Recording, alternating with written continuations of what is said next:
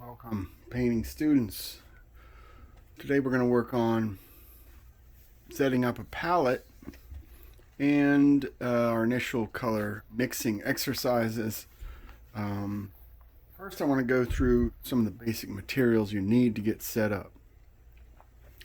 Our paints that you have purchased for class include a warm and a cool of each primary, and so those are set over here. You also have white and earth tones, those are over here. Other materials you're going to need to work on this include a cup of water, maybe to rinse out brushes when you're working on our color mixing exercises. You're going to need palette paper, or I prefer freezer paper. I think it's a cheaper, better alternative. And you can see that what I've done is I've taken a sheet of the freezer paper, I cut it to size, and I actually taped it onto the back of a canvas board. That's going to allow it to be a little bit mobile once I set up my palette, and seems to work well. I suggest finding a piece of cardboard, or you could use one of your palette boards if you wanted. You're going to need a palette knife to mix your paints. You'll need a pencil for some notes and arranging things and drawing. You need some masking tape, obviously, to tape down the palette paper. I've already done that. You need that masking tape, though. And you'll need your brushes that we got. This variety pack is the best option, and if I open it up here, you'll see the assortment of brushes that we've gotten, and these brushes give us a lot of options. The dark handled brushes are synthetic haired brushes, and so the fibers on these brushes are softer and allow a little bit smoother application of paint. The light handled brushes are natural hair brushes, and this is, I believe, horsehair or something along those lines. And it doesn't give us quite the smooth application of paint. And we're actually not going to use the natural hair brushes, but we will be dealing with the synthetic hair brushes. And we have what's called a flat, which kind of is a squared off shape and gives us the ability sometimes to make a little bit of a smoother application of paint, whereas the rounds come to a point, and we have the ability sometimes to reach into a little corner or something when we need to put paint into an area like that. So we need our brushes for our color exercises. Other supplies that we need include a spray bottle. You need to spritz your palette. Once we get our palette going, we don't want it to dry out on us, and so keeping it spritzed with water is a particularly good tool to keep that palette going.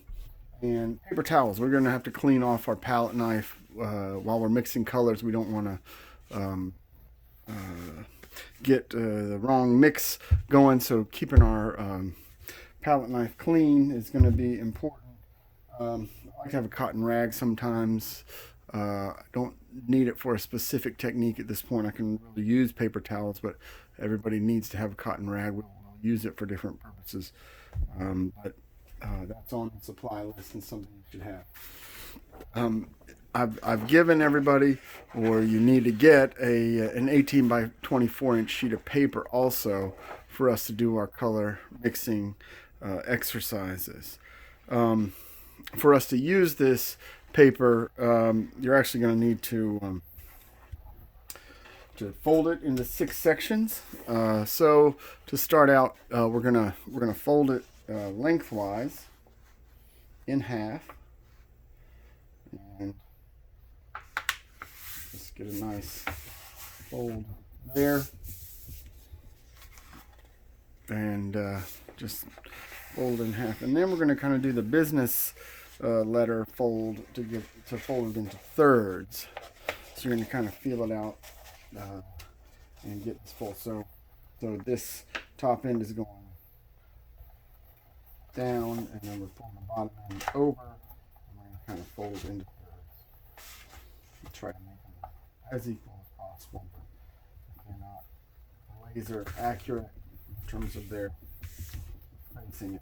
That will okay, but we are just trying to get this paper folded into 6 sections, and we're going to use those 6 sections for our 6 exercises. So that's kind of the way to start that out. With our pencil, we could go ahead and number these. The top, number 1, starting on the top left. Number 2, as we move over. Number 3, 4, 5, and 6. And these sections will correspond with the instructions you've been given, which I will go over as we work on this, and you can read along on that handout as necessary while you're going over this video. I'm going to put that to the side for a moment right now. We're not going to deal with that immediately. We're going to start setting up our palette, and it's really important. The palette needs to correspond with the 12 color wheel. That 12 color wheel is going to be the basis for most of our color relationships and how we're going to start to think about color and color relationships. So when we start out, we've got these warm and cool of each primary. And the primary colors include yellow, red, and blue. So we're going to set up our palette with yellow at the top, red lower left side, and blue on the lower right side. Once we get our primary colors, and we're actually going to make a true primary to start out. So we're going to mix our 2 primaries together, and you'll see in just a second. Once we get our primaries, then we can mix our secondary colors. Those are orange, green, and violet. And we get our secondary colors by mixing the 2 primaries together. So yellow and red make orange, and blue and yellow make green, and red and blue make violet. So we'll have our secondary colors, and then to finish out our 12 color wheel, we'll mix our tertiary colors, and those are mixed with a primary and a secondary. So yellow and orange make a yellow orange, red and orange make a red orange, so on and so forth. And so there's 6 tertiary colors. So all in all, we wind up with 12 colors. We have 3 primaries, red, yellow, red, and blue.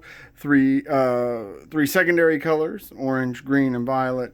And then 6 tertiary colors, yellow, orange, yellow, green, red, orange, blue, green, red, violet, and blue, violet. And this organization here is how we want to set up our palette.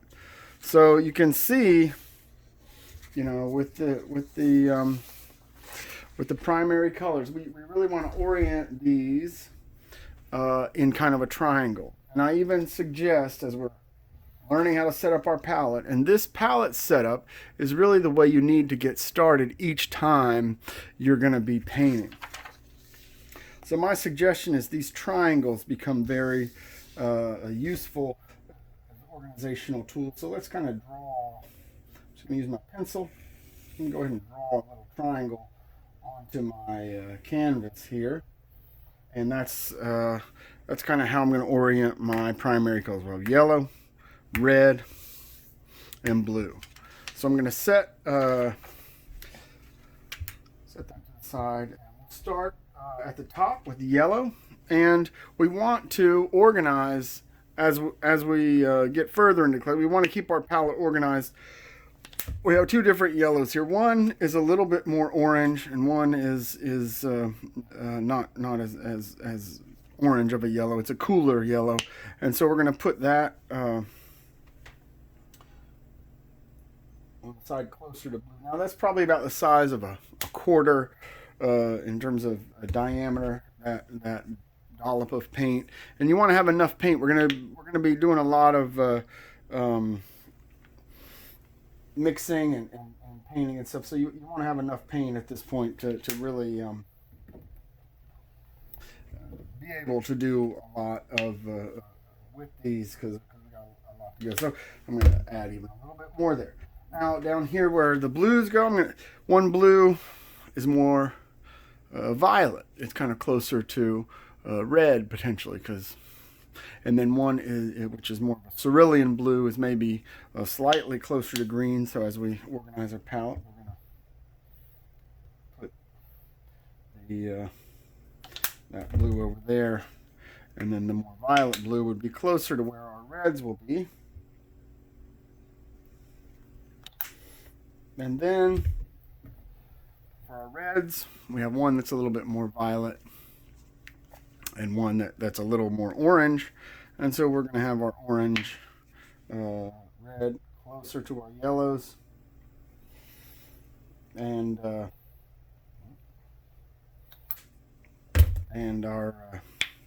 violet red a little closer to our blue potentially, and so this is kind of the organization we want when we're going to mix a palette.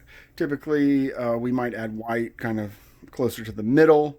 We might add the orange earth tone, maybe closer to where orange might be, and maybe might put the burnt umber, somewhere around here. But we're trying to keep things organized because as we go along, we're going to use color theory when we're thinking about color. And so having our palette organized so that the position of things relates to the function and the relationships of colors is going to be important for us. So I'm going to put these back over here now that I got the paint set out. Now for each of these primaries, for these exercises, we're actually going to mix them together. We're going to create a true primary is what we're going to think of it as. And so we're going to take the blues, we're going to mix them together to make a true blue. And with your palette knife, it's a particular shape. It's kind of a spade shape, and it has this orientation. We really want to use the bottom side. We don't want to use the top side so much. So we actually take it, we scrape it, we smash the paint. And we're trying not to get much paint on this side here because it's hard to get off. So we're kind of trying to go under, smash it, and we really want to keep the paint pretty well piled up.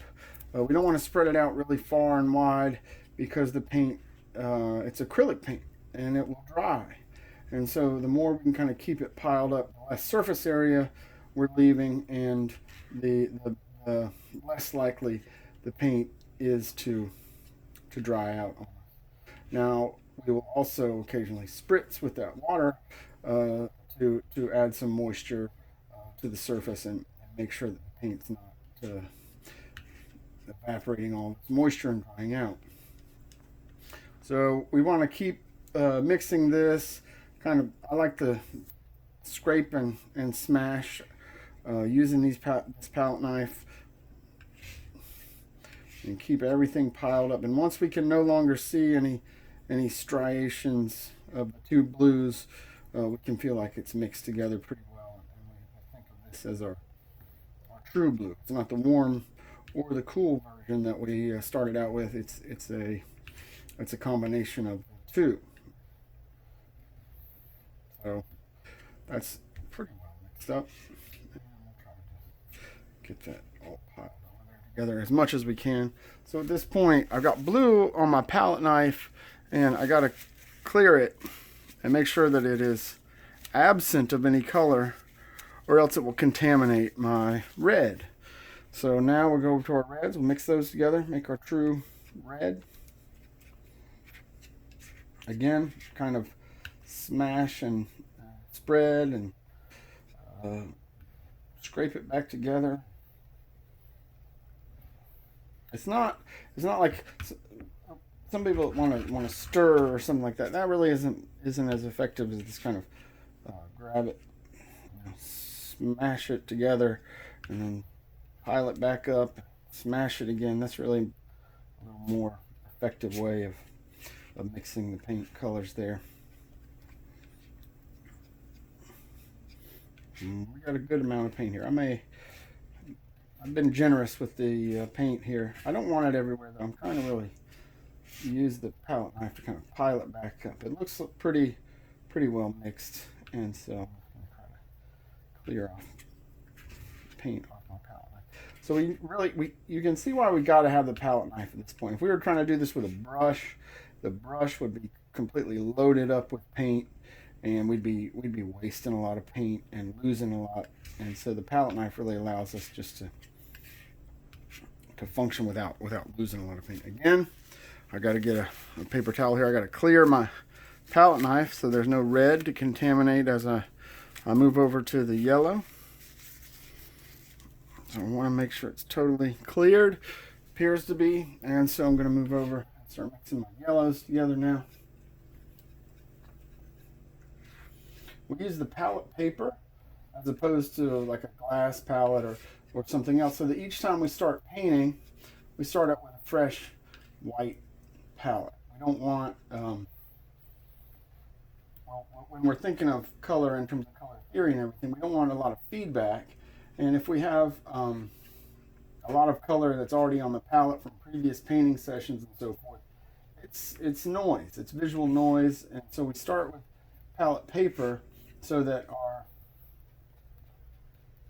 visual field is somewhat pristine and uninterrupted with other colors. Because what we begin to know about color is that it is your perception of color is based on what's around it. Starting with a nice clean palette each time is really advantageous as we start to think about color theory. So we seem to have our three primaries mixed at this point, and we have to start to make our secondary colors now. So obviously we're going to put maybe green right here and orange here and violet here, kind of equally spaced, trying to create a kind of wheel shape. Potentially you might want to draw another triangle if you're thinking about how to space these things, but maybe we have some awareness just based on where these colors are right now. Now, when you mix secondary colors, and when you're mixing colors in general, you'll begin to be aware that all colors are not created equal. So when you're making orange, you're going to need quite a bit of yellow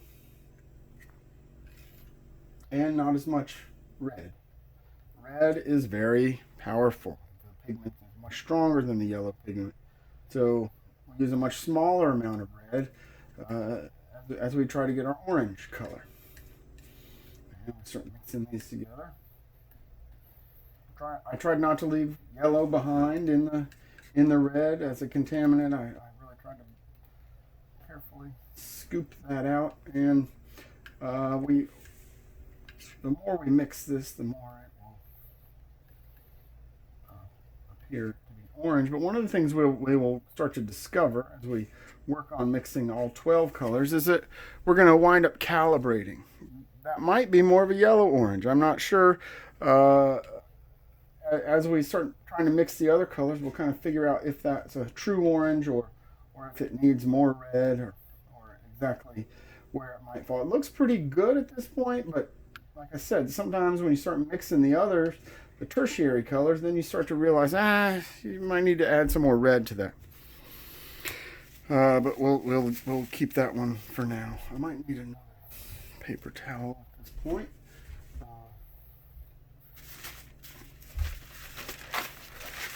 That one's getting a little loaded with paint. Don't be shy with paper towels. Make sure you have enough, or you might have cotton rags. I'm not sure. I'm using paper towels. So now we're going to mix green. Again, yellow is the weakest and most transparent paint that we have. So you're going to use more yellow than you will blue to make your green. And you may again have to calibrate this as you go. Mix the two primaries. We get our secondary color here. We mix the better sense we get if we are in the right place. Looks like a pretty good green at this point, but like I said with the orange, we're going to calibrate as we go, and we might figure out we need to add more blue We'll leave that as green at this point. Try to get all the paint off the palette knife if I can. Don't want to waste any. So there's our green, and then we'll work towards a violet here. A bit of red and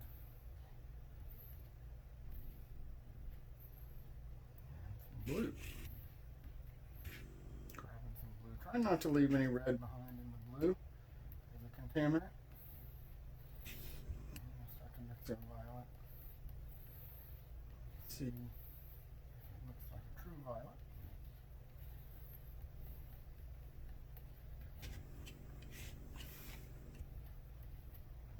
A little more blue.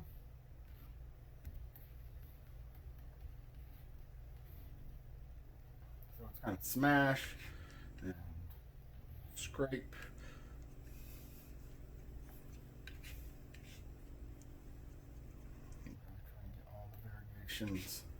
Out of there, make it a solid color.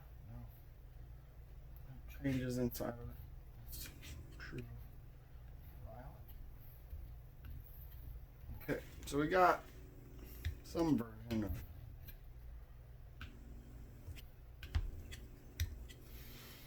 primary, secondary, and now we would make our tertiary color. So let's see if we can make a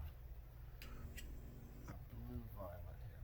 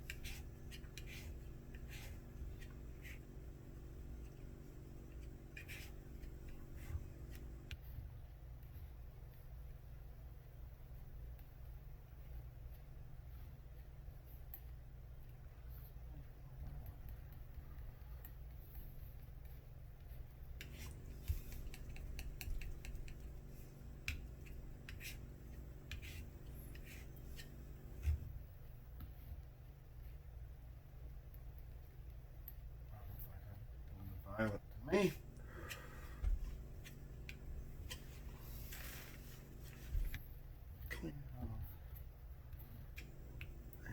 When you're mixing the secondary colors, you don't have to be so concerned with the palette knife being clean because you're mixing those colors. So we're going to mix the violet and the red together. So if we have a little bit of violet hue on the palette knife, at that point it's probably okay. We're going to be dealing in that hue area anyway.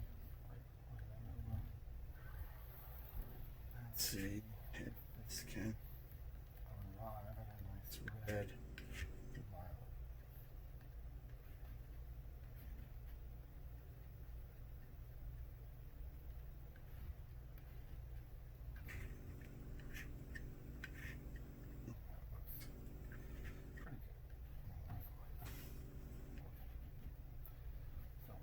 We want to keep things piled up together so they don't dry out. So we have red violet. So you can see our three gradations here: blue, blue violet, violet, and red violet. You know, so we're getting our secondary and then our two tertiary colors there. Now let's see about orange. Can we do the same thing here? Here. Stuff over on the edges. Let's see.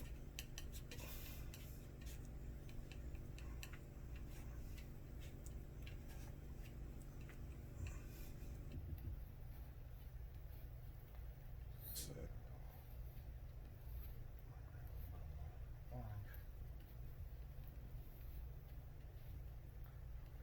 and we're getting there.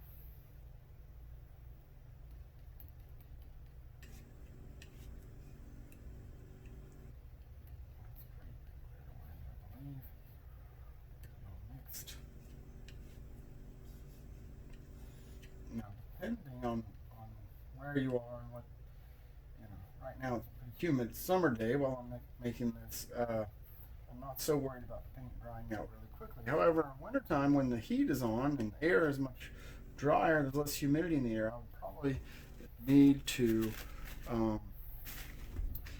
spray the palette with water to keep it from drying out. But since right now things are pretty humid, I'm not quite as concerned about my palette drying out. Now we're going to make this a yellow orange.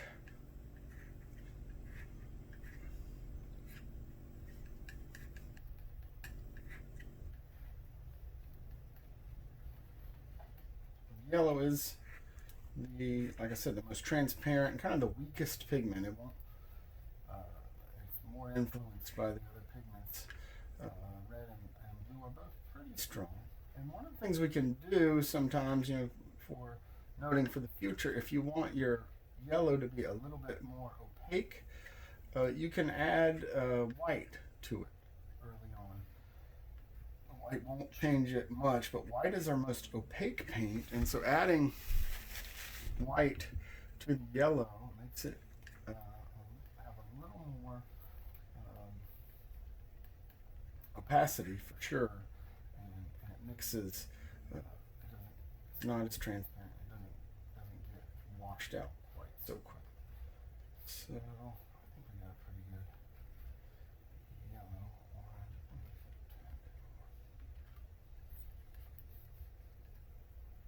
Got a little bit of a feel of area of contamination. I just want to scrape it away, put it over on this side.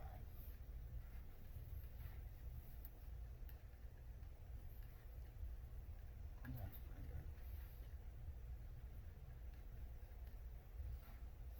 good. We're getting there. Again, red, orange, yellow, orange, and yellow. So we're getting a nice full 12 color spectrum here. Now we'll try a blue-green. I didn't make a lot of green. I need more than that. But let's see. So keep going here.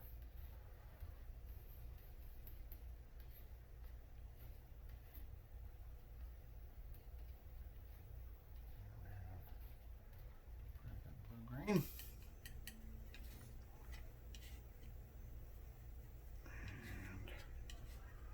And that'll work. And then we want, I'm going to leave more of that behind.